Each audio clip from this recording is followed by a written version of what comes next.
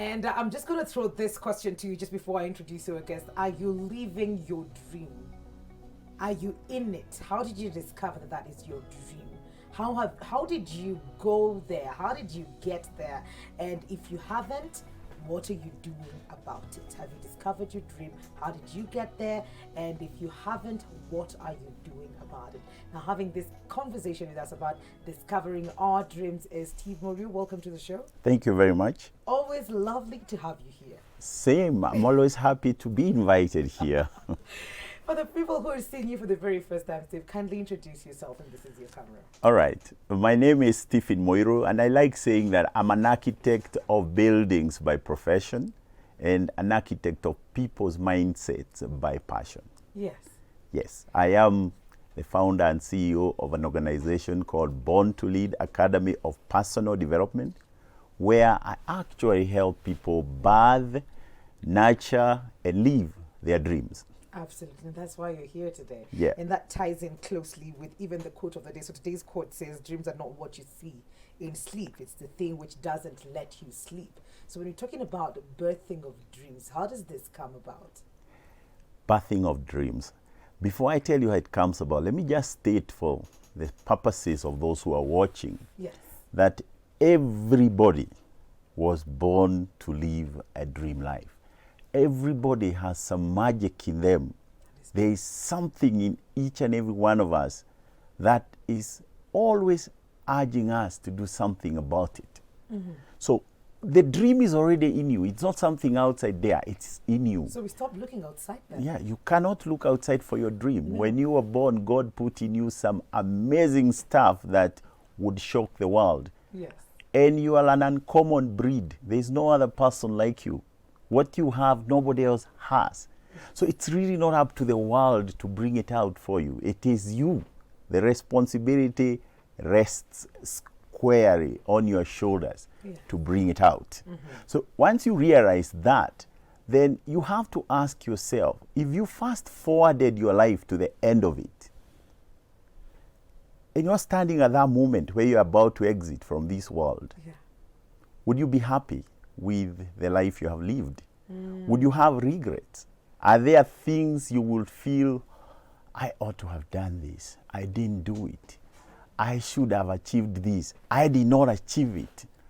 Because let me tell you something funny. My late dad told me something that I like using a lot in teaching. Okay. He told me that if you ever watch or go and see people who are dead, you will notice two kinds of scenarios. That there are those who look like they are still in pain, and yet they are dead. In death, yeah. And there are those who look like they are smiling. It's like they are just taking a nap, and they are dead. And I asked him, what is the meaning of that? I had never thought about it. I never really observed it because I don't like seeing dead people anyway. But after he said that, I started observing. And I guess the first person I observed was him, and my dad looked like he was smiling. And he told me, the thing is this.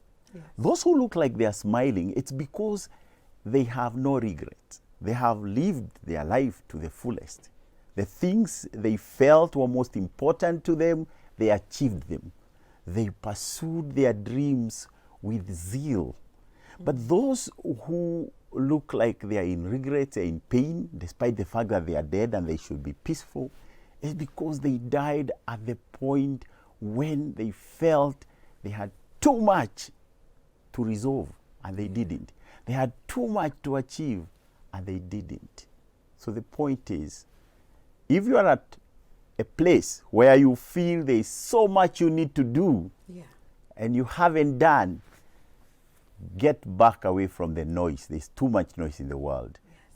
Sit with yourself and ask yourself a very profound question.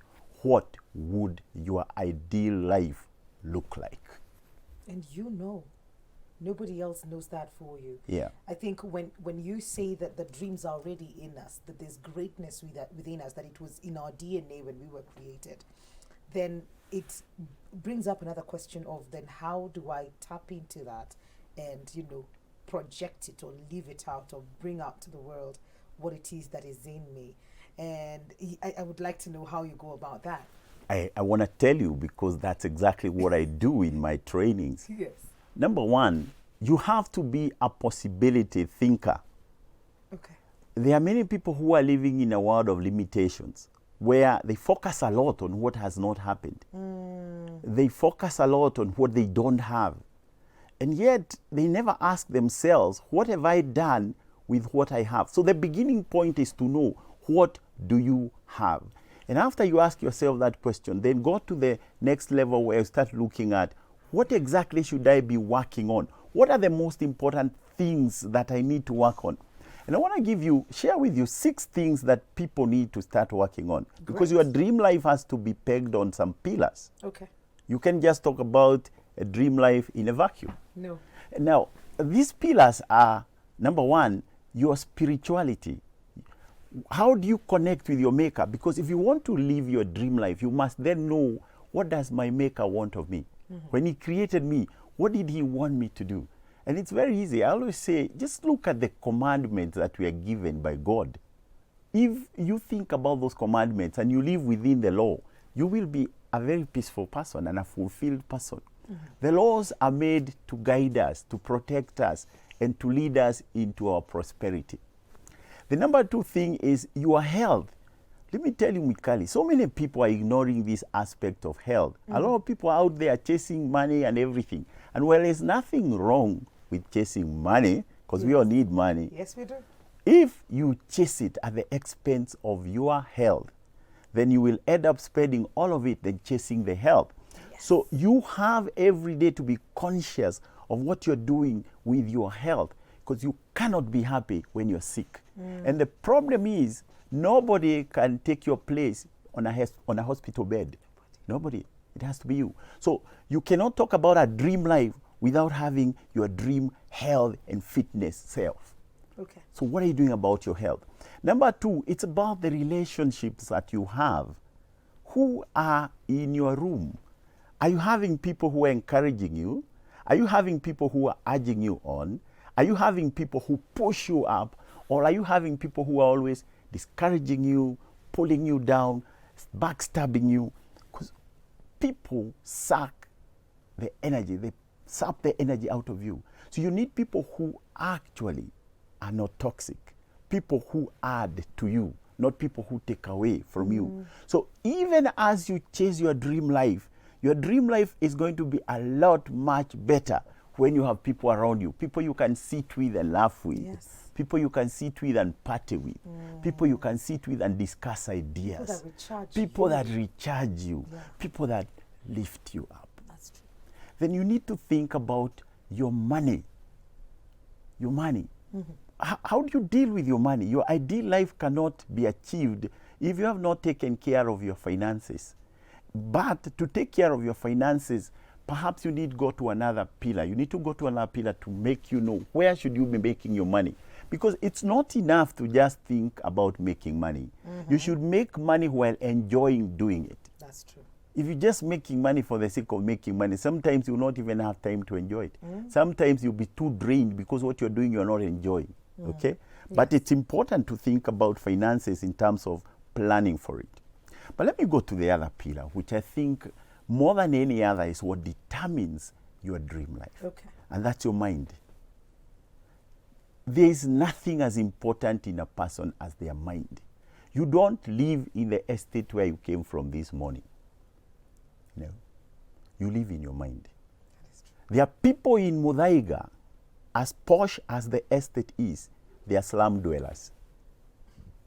Because their thinking is poor. It's what is called stinking thinking. They are not happy, in short.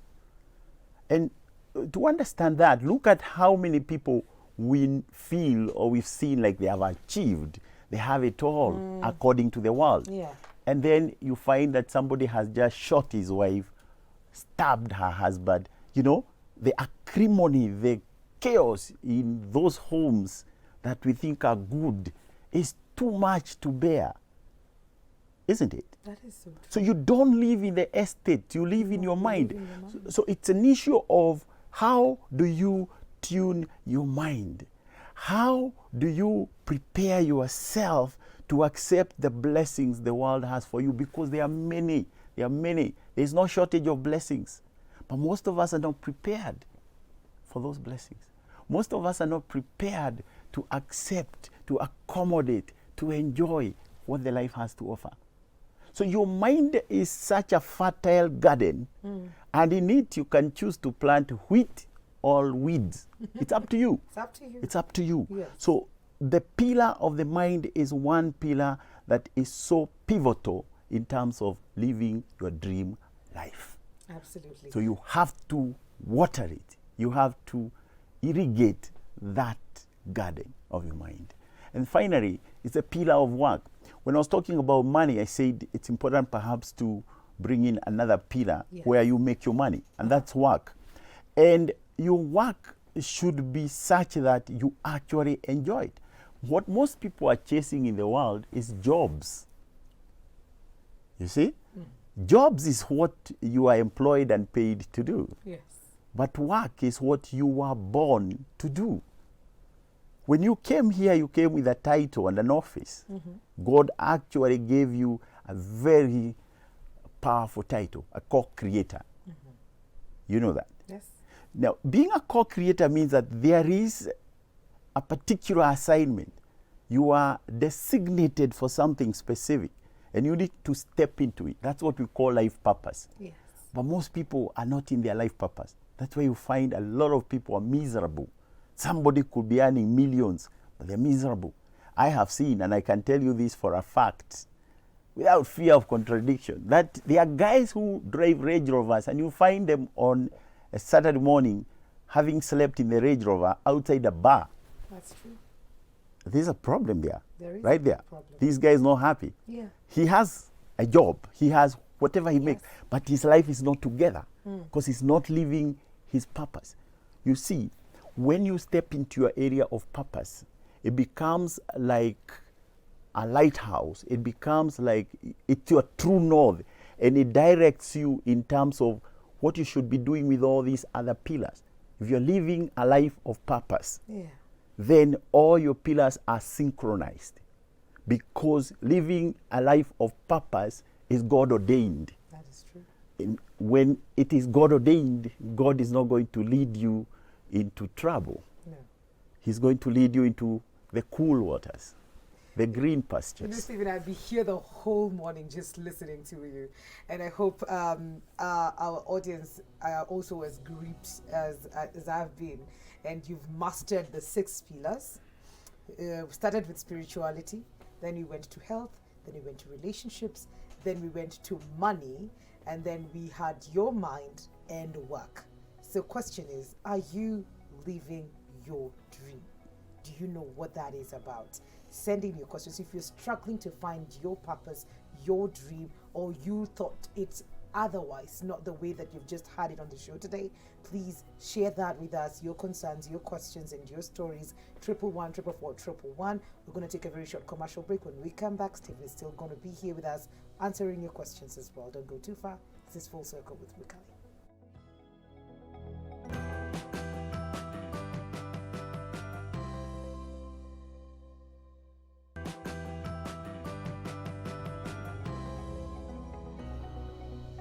Welcome back to Full Circle with Mikali. We're talking about your dreams this morning, and the question is to you this morning: do you know what your dream is? Are you living out your dream?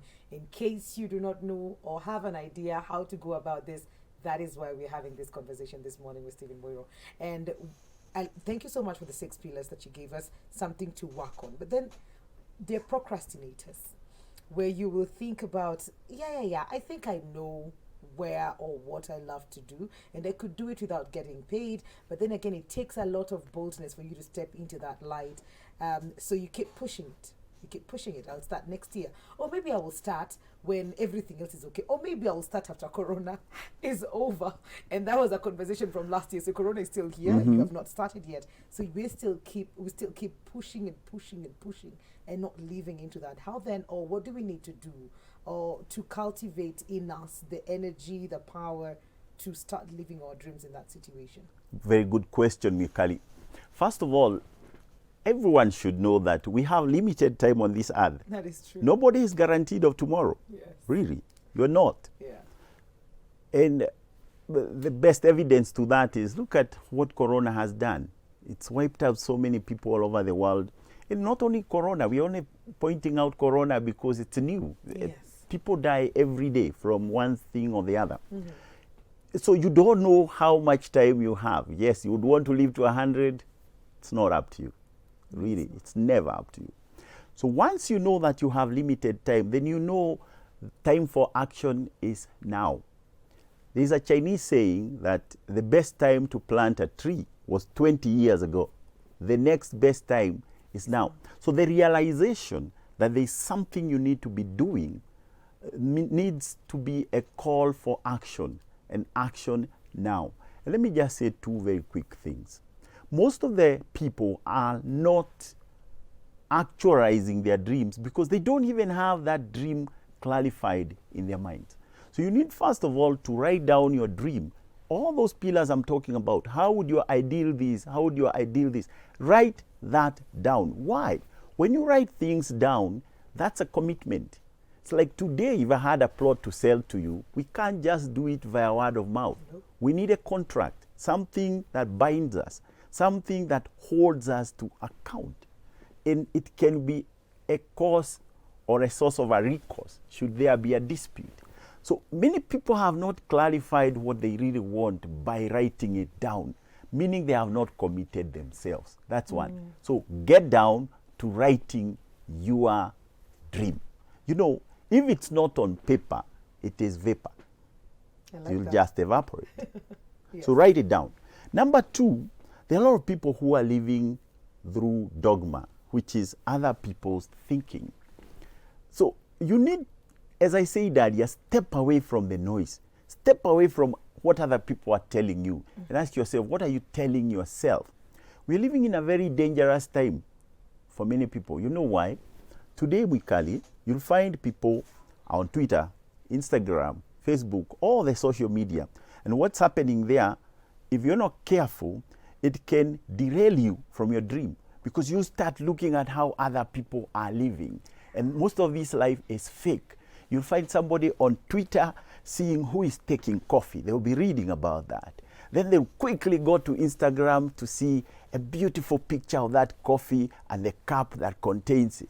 Then they'll quickly switch to Facebook, and now they start reading the gossip about that person who is taking the coffee. Yes. By the time they finish with all that, the day is over, and they have done nothing for themselves. So stop living other people's lives. Start being real to yourself. Be true to yourself above everything else. I think it's Shakespeare who said, this above all else, be true to yourself. Who are you? You want to activate your life. Forget what others are doing. Start asking yourself, what can you do now? Start with that one step. What you can do, where you are, with what you have. Don't wait until situations are perfect. They will never be. There's nothing like a perfect situation. No.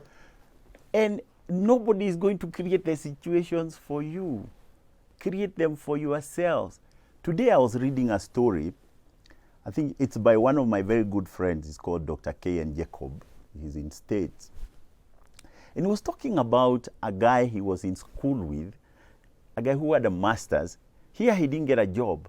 And what he decided to go and look for an opportunity out there. So he went to Norway. He did not know any Norwegian, nothing. So I guess he was using sign language. He asked for jobs, 50 applications, nothing. Very similar story here with many people. Yeah. So one day he just decided, I just want anything that comes by. So he decided to be a janitor.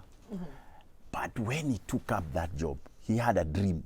He wanted to rise to the top. He wanted to get to the heart of the MD. So he became a good cleaner. Everything he was doing perfectly.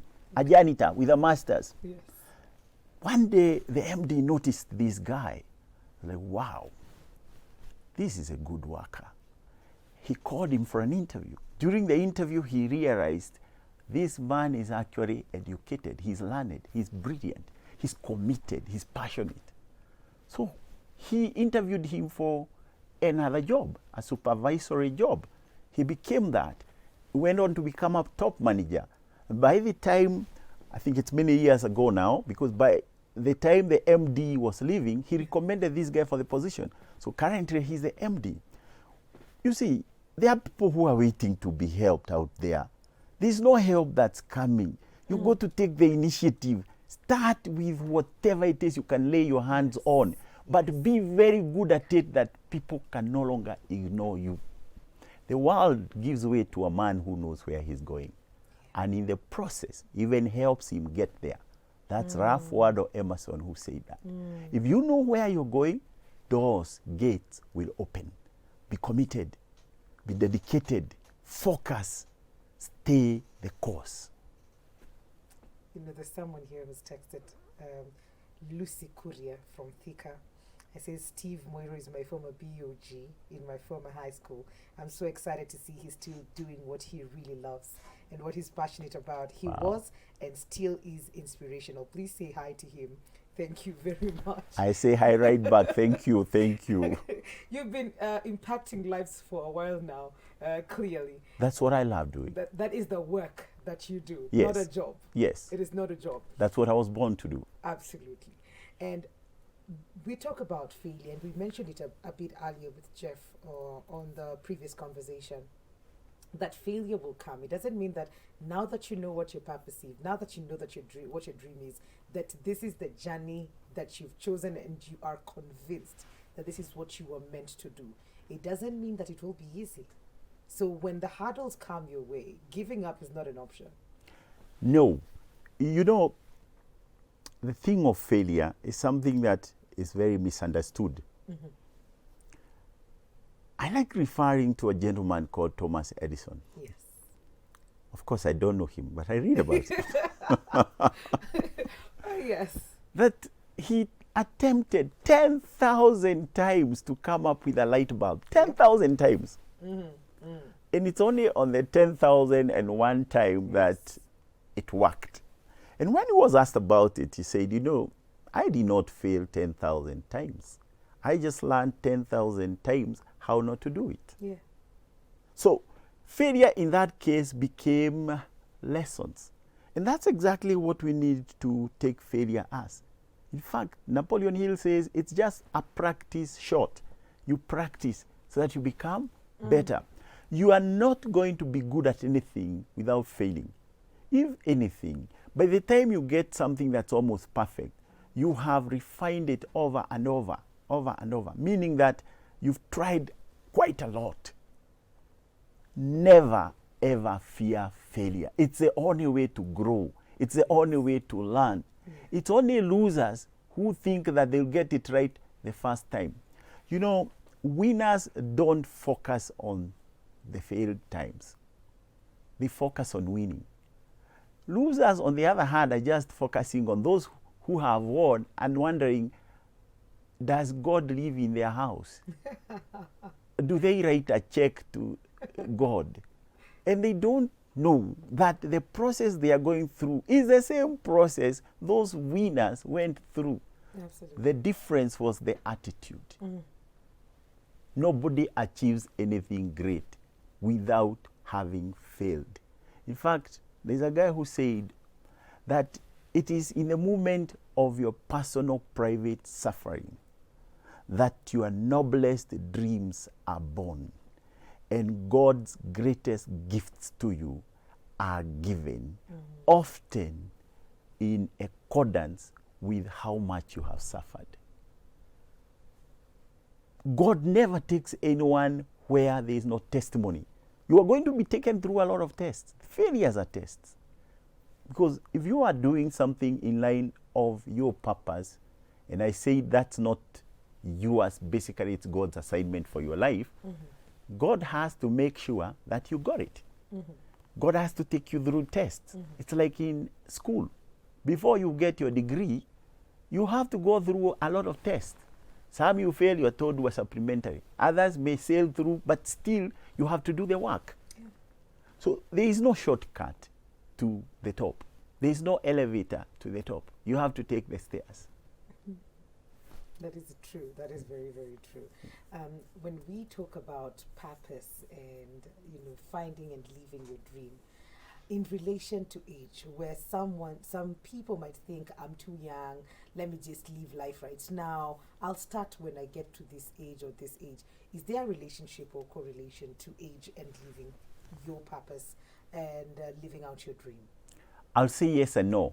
Yes, because if somebody discovers it early enough and they are blessed with a long life, then they will have a long, happy life, meaning that they will have dreamed or lived their dream much longer than most. Yes. No, because, you see, if you are past, say, 50, like me, and you haven't yet gotten to the level where you say you found your purpose, Yeah. I'll just consider you like a sleeping person. Right now, there are people who are still sleeping in Kenya, Mwikali. Yeah. They will wake up at whatever point they wake up. Yes. The fact that Mwikali woke up earlier, Mwikali is on her journey. They are on their own journey. So we are not going to wake up at the same time. But when we wake up, we will do what we are supposed to do, right? Yes. And purpose is like that. So many people are asleep.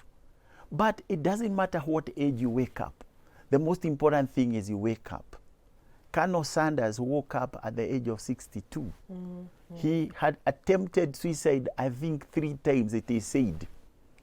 But when he woke up and discovered that he had something special, and what he had special was just a recipe for making chicken. Yes.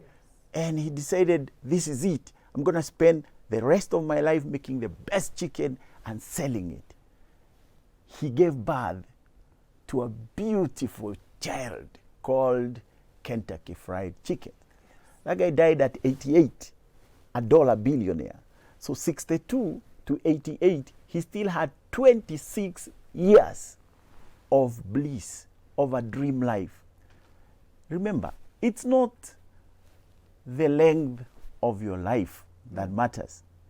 It is basically the life that you put in your years. It's not the years in your life. That is true. It's a life in your years. So you could live a long life which is useless, boring, monotonous, and nobody remembers you. Yes. And you could live like Jesus for 33 years, and your ministry 2,000 years after you've died is the greatest, the biggest, the fastest growing. You are the most talked about personality. Why? Because when you were here, you made a difference. Jesus lived for 30 years without ministry. 3 years only made all the difference we see. So it doesn't matter how old you are. You're never too old to dream again. You're never too old to accomplish your dreams. You're never too old to find your purpose. But once you find your purpose, Yes. you become an unstoppable force of nature. That's the most important thing. Absolutely. Yeah. I feel like holding pom-poms and be like, yes, yes, yes, yes, yes. Let's talk about skills just before we come to the end of this conversation. Some of the skills that we need to cultivate for us to be able to identify and live through our dreams and our purpose. First of all, before we even talk about skills, the most important thing is to know that your purpose, your dream life is hidden in something nobody can teach you. It's already there. It's your talents, it's your gifts. They are natural. Okay. And your gifts are from birth to death. They are not revocable. What God put in you is irrevocable. Okay. So it is a disservice to live in this world without expressing your gifts. But you have first to discover them. Then you develop them. Then you package them. Deliver them to the world. So your gifts are within you. Yes. And for you to know your gift, if you haven't, please seek a mentor. The life coaches exist for these kind of things. Seek a mentor, seek a life coach. They'll help you because those gifts are there. There are things which you do naturally and sometimes we ignore. You know, the problem with humanity is that the things they do without struggle, they tend to ignore. That's where your wealth is hidden. It's like, but it comes so naturally to that me. you I don't think struggle much with about it. I can't even charge for it. How do I do that? That is where your wealth, that's Yes. where your dreams, that's Yes. where your awesome life is hidden. And more importantly, that's where your significance is, where you're going to touch the world in a way nobody else can. But having said that, Yes. you need the life coaches, you need the mentors to help you on this journey. Once you find what your gift is, then you can even look for a formal course where you are going to hone it, to polish it. Yeah? You can now go to a school where you know this is what I'm going to do. And you see, when I say that, I am reminded of the fact that our school system is so flawed because we teach people for the job market. We train for the job market. If we could identify the gifts in our children early enough, so that now the formal training is well aligned with their areas of gifting, then we may not have all these broken adults who are saying there are no jobs there. You were not born for a job. You're not even born to look for work. You're born to work. And that work, you become like a fish that doesn't need to go to a training school for swimming. Yeah. You put it in water, it just flows. Yeah. So you need to find your gifts and then look for whatever kind of training, whether formal or informal, that helps you hone, polish, and package that skill or that gift. So it's not just living blindly of I know I'm good, but then I've done something extra Yes. to make me stand out or to make me feel comfortable in my gifts. Yeah, you need to have a competitive edge. Okay. And that competitive edge will come now through how you brand yourself. But also, maybe more important than even all these things I've said of skills, is to identify a problem that you can solve using your area of gifting. Because life rewards people who solve problems. And there are so many problems in society. If there is one that you know your natural abilities are well suited for, please don't wait for somebody else to solve that problem. You do it. Start doing it. Absolutely. And you will develop yourself as you go along. There's nothing that starts fully formed or fully polished. When you start, you learn new things on the job. As you continue, you learn better ways of solving this problem. And then the miracle happens. People start noticing, Allah, you mean Wikali does this? Even what now you thought, how do you charge? You will not need to charge anyone. They will offer to pay. Because it's God given. Stephen, our time is up. Final word, and maybe how people can get in touch with you directly, sign up for classes and all of that. You know, it's interesting you ask me that because tonight we're actually starting a cohort 9 for this Born to Lead Academy. Let me just say this. Yes. There's a place where dreams are conceived. There's a place where dreams are midwifed. There's a place where dreams are nurtured. And there's a place where dreams are launched. Yes. That place is called Born to Lead Academy. You can call us and you can reach us via Facebook. If you check Stephen Moiro or Born to Lead, you'll get us there. Okay. Yeah. Kila Mahali. Kila Born Mahali. to Lead. We are there. Thank you so much, Stephen. Always lovely having you on the show. Thank you. We're going to take a very short commercial break. We will be right back. This is Full Circle with Wikali.